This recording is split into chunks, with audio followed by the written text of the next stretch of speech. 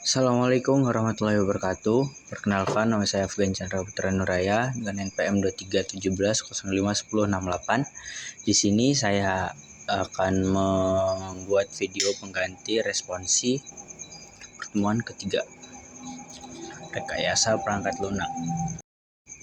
Ya, langsung saja materinya, sistem request analisis kebutuhan perangkat lunak.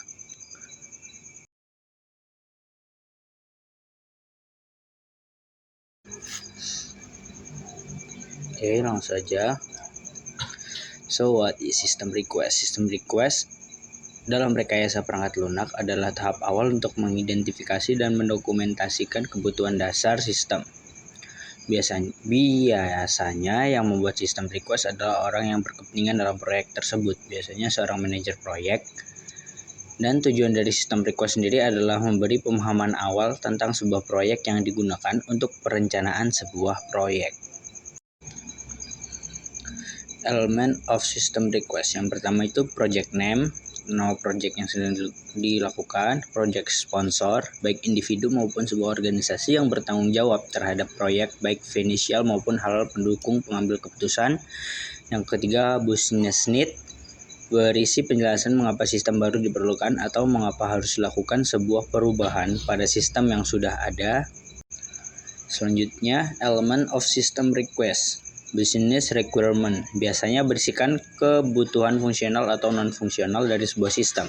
Bagian ini mencakup fitur-fitur yang ada dan fungsi-fungsi yang diharapkan. Business value berisi gambaran tentang manfaat atau suatu nilai yang akan diperoleh organisasi dalam mengembangkan sistem.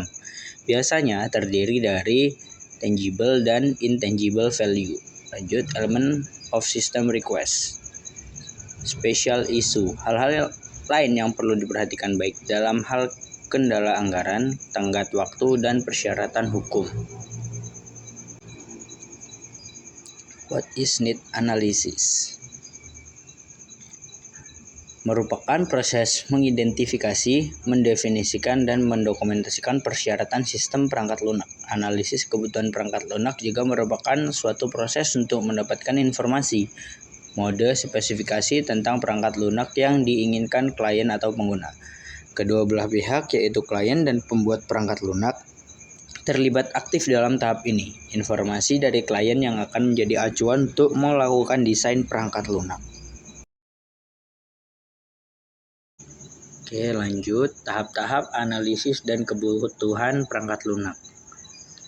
Yang pertama, memahami masalah, latar belakang perangkat lunak, target user, di mana perangkat lunak digunakan, cakupan pekerjaan. Yang kedua, mengidentifikasikan kebutuhan pemakaian data informasi yang akan diproses, fungsi dalam sistem yang diharapkan user, tampilan yang diinginkan. Yang ketiga, mengidentifikasi kebutuhan perangkat lunak, kebutuhan fungsional, kebutuhan antarmuka, kebutuhan performa. Yang keempat, membuat dokumen spesifikasi kebutuhan SKPL, pendahuluan, deskripsi umum sistem, kebutuhan fungsional, output input, kualitas, batasan sistem, penutup. Dan yang kelima, mengkaji ulang review kebutuhan. Oke, lanjut. Analisis kebutuhan memiliki dua jenis, yaitu kebutuhan fungsional. Kebutuhan fungsional adalah jenis kebutuhan yang berisi tentang proses-proses apa saja yang nantinya dilakukan oleh sistem. Kebutuhan fungsional juga berisikan tentang informasi-informasi apa saja yang harus ada dan dihasilkan oleh sistem. Contoh, input, output, proses, dan data store yang diperlukan untuk mencapai sasaran sistem. Yang kedua, kebutuhan non-fungsional. Analisa kebutuhan non-fungsional merupakan analisa yang dibutuhkan untuk menentukan spesifikasi kebutuhan sistem. Kebutuhan-kebutuhan yang menentukan kriteria non-fungsional dapat digunakan untuk menilai sebuah sistem operasi daripada perilaku spesifik. Contoh, performance, budget, biaya, waktu, dokumentasi, kualitas, manajemen, dan lain-lain. Klasifikasi non-fungsional, kebutuhan produk. Kebutuhan yang menetapkan bahwa produk yang dikirim harus berjalan dengan cara tertentu. Contoh, kecepatan eksekusi, kehandalan, dan lain-lain. Kebutuhan organisasi. Kebutuhan sebagai akibat dari kebijakan organisasi dan prosedur, misalnya standar proses yang digunakan, kebutuhan implementasi, dan lain-lain. Lalu kebutuhan eksternal. yaitu kebutuhan yang muncul dari faktor eksternal, sistem, dan proses pengembangan. Oke, lanjut. How to do needs analysis.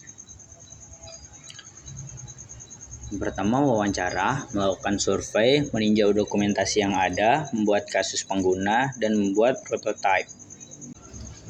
Lanjut, what are the benefit of software requirement analysis? Mengurangi risiko kegagalan proyek, meningkatkan komunikasi antara pengembang dan pemangku kepentingan, mengidentifikasi masalah di awal proses pengembangan, dan menciptakan serangkaian persyaratan yang jelas.